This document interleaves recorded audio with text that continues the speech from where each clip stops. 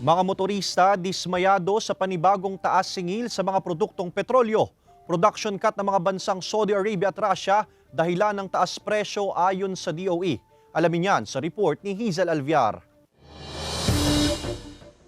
Sa ika-11 sunod na linggo, muling sumipa ang presyo ng langis sa bansa. Ipinatupad ngayong araw ang 2 pesos hanggang 2 pesos and 50 centavos na dagdag singil sa gasolina, kerosene at diesel. Dahil dyan aabot na sa 69 pesos 30 centavos ang kada litro ng diesel sa gasolinahang ito. Kaya ang rider na si Jonathan, hindi na kinaya ng kanyang budget na ipa-full tank ang kanyang motor. Apektado na nga raw ang kanyang kabuhayan dahil imbes na makarami raw ng mga tanggap na i-deliver, pinagkakasya na lang kung hanggang saan abutin ang 200 pesos sa budget sa diesel.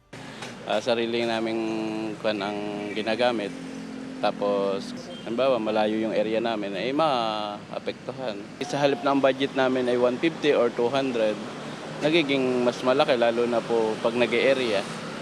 Malaking sa suldo pupunta sa gasolina. Maging ang negosyanteng si Ryan, apektado na rin daw ang kita. Hindi namin ma-budget ng ayos kung paano namin mapapataas yung aming presyo.